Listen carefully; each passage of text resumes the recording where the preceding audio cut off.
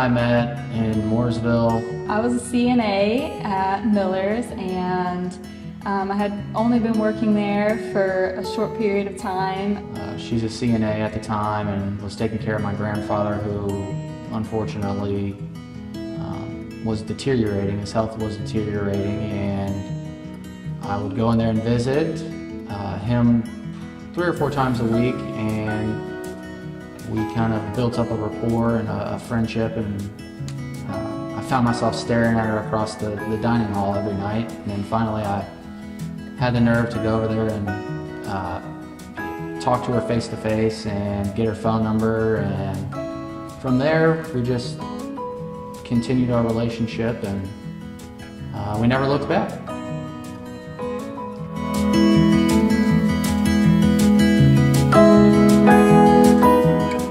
So the night we got engaged, I'm not a huge fan of gestures, large romantic gestures. That's not necessarily my thing. So he said that he wanted to have a movie night, which was great. That's what we like to do anyways, just stay at home and spend time together.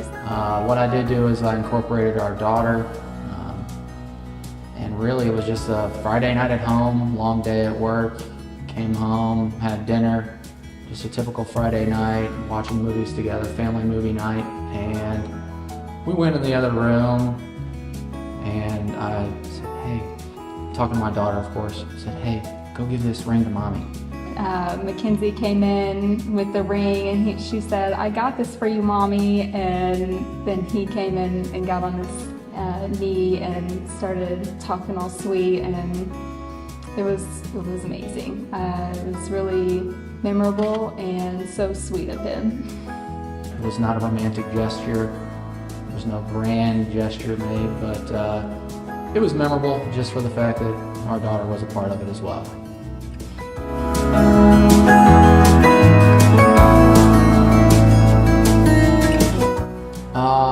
My impression of her when we first met was you could clearly see the compassion that she has for taking care of others, and that's really what attracted me to her first and foremost. Good looks aside, I just really thought he was just such a gentleman, and very sweet and caring, and the way he came in and was taking care of his grandpa right alongside with me.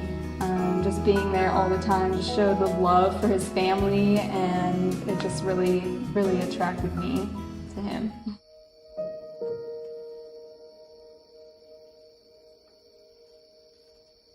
Yeah, really our first date was not much of a date at all. I would call it more of like a conversation. We had always been stuck in the confines of her work, so there was really never a lot of time to sit down and converse. So I would call our first date when I waited until she got off of work, and we sat in my car for like 6 hours and just talked.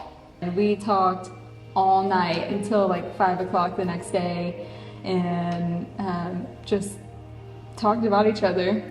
I consider that our first date. It's not a typical date for other people, but that was our first real opportunity to be together and not have distractions.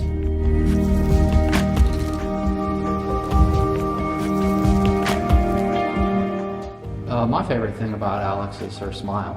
She smiles perfectly, and she's always smiling. So it really, even when I'm having a bad day, it brightens up my day seeing her smile. I love how positive he is. I can be pretty down sometimes and talk down about myself and about situations, and he's always the first one to tell me that everything's going to be okay, that we just need to take a breath, and we'll work it out, and he's just so positive, and I love that about him. It's my favorite thing.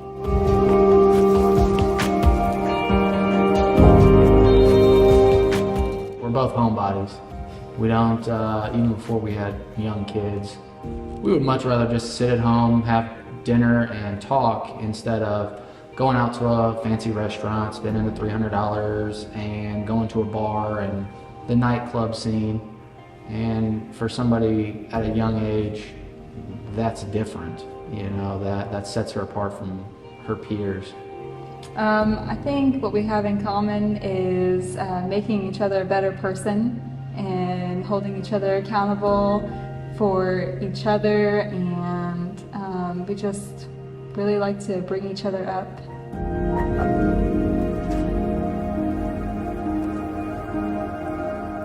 He's not a fan of planning anything. He doesn't even like hearing about plans. He doesn't care about it. He just wants me to do it. If he's not a part of it, great. So I've done a lot of the planning for the wedding and pretty much any event that comes into our lives. Yeah, I'm not a planner. I'll never tell you that I am a planner. I go with the flow. If she's got plans for me, great. If not, I'll be at home hanging out with the girls.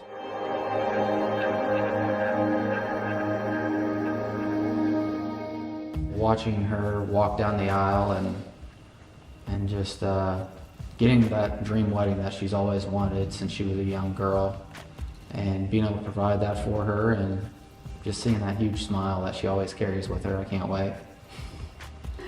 I'm just really excited about the whole thing, really, but just seeing him and just both of us being together with the whole family, it's just, I'm really excited, looking forward to it.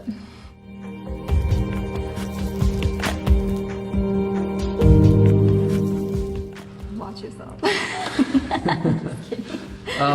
I don't know that I would change anything about her, but if I could openly speak on that topic, it might be the fact that she drives me insane with all this pick up your clothes, make sure they get in the hamper.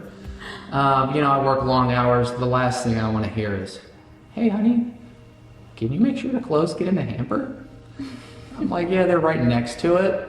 That's got to count for something. She's a clean freak, which is beneficial for the household, but for me, it just drives me insane.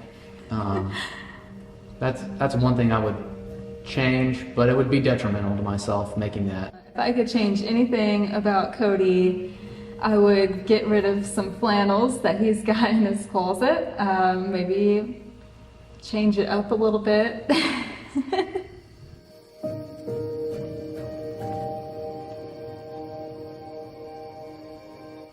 I remember the moment when I first decided, wow, this is who I want to be with.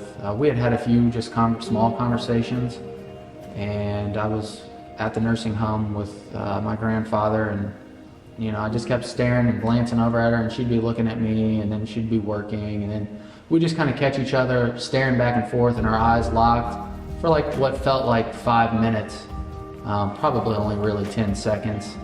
But the feeling that I got just when our eyes locked gave me the confidence to know that I wanted to be with her forever. And I think maybe a couple days later, I even texted my dad and said, "Hey, I think I found the one." And that was even before we had even had our first quote-unquote date.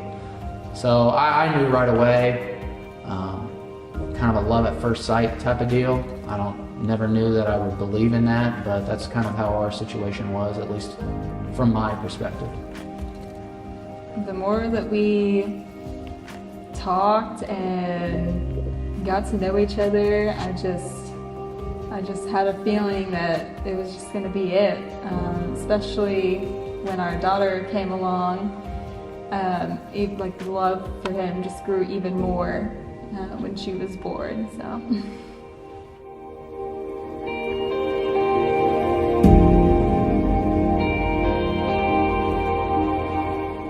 I promise to always be there for you and support you in anything you want to do, and love you.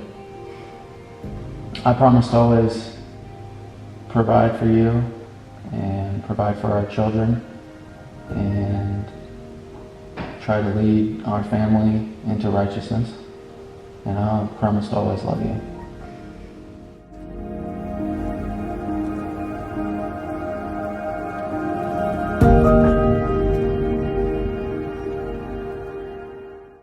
I know, I can't help it. It's not. I'm literally having a conversation with this gentleman. I know, and but you're acting like you're on 60 Minutes right now. I am. It feels.